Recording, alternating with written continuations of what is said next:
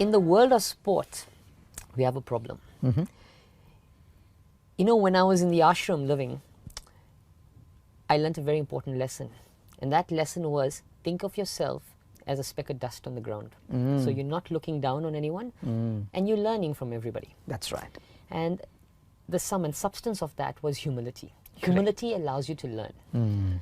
But I work with athletes who have to walk onto a field thinking they're the best. You know, they have to have, some would use the word arrogance, some would use the word self-confidence. Correct. And humility and arrogance sit on the opposite ends of the scale. And sometimes moving between these two isn't the easiest thing. I've seen it. Correct, myself. correct. I've seen it where those who are arrogant, their learning sometimes ceases to exist. Yes. And those who are so humble in learning are always learning and never good enough to compete. Correct. You know, how does one manage these two? I would prefer to use the word self-confidence and humility. Okay. And how do we find balance between self-confidence and humility, wherein self-confidence you think you're the best and you still have the humility to learn, so your self-confidence doesn't go in the arena of arrogance. Okay.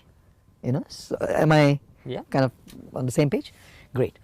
Now, when I talk about self-confidence, I talk about trying to be the best version of yourself.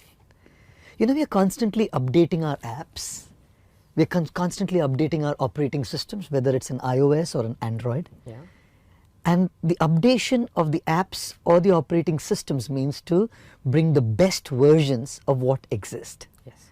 And whenever you're updating to a higher version of yourself, you have to be able to give the best of yourself to it. Okay. If you stick to the older version, you reach the plateau and you don't have to work harder. But when you update yourself to a higher version, you have to give the best of yourself and 200% of your energy there. Yeah. Hard work, coming out of the comfort zone. Which is why many times I say, you are your own competition actually. That's true. Nobody is your competition. That's true. We have to compete with ourselves every single moment, every single day to get better than ourselves, to get the better versions of ourselves, to get the best version of ourselves.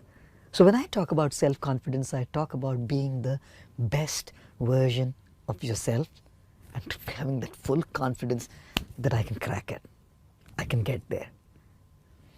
Now, just because you're the best version of yourself doesn't mean that you're the best in the world, doesn't mean that you're the best in the universe. As soon as you start thinking that you are the best in the world, self-confidence turns into arrogance. Yes. The thin line between self-confidence and arrogance is self-confidence just makes you feel I'm the best of myself, and arrogance makes you think I'm the best in the world. In the world, yes. Right?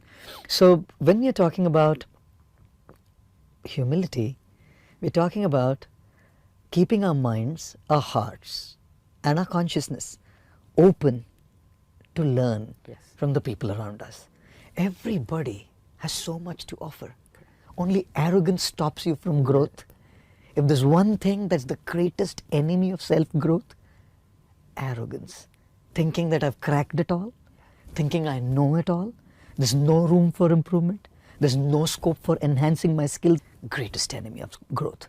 Which is why I think athletes, or anyone for that matter, has to have self-confidence, but they're constantly working on themselves to be the best version of themselves, Yes. but not lead into the arena of arrogance by cultivating requisite humility to keep that mind and heart open to learning from others. Therefore they say minds are like parachutes. Yeah. They function only when they are open.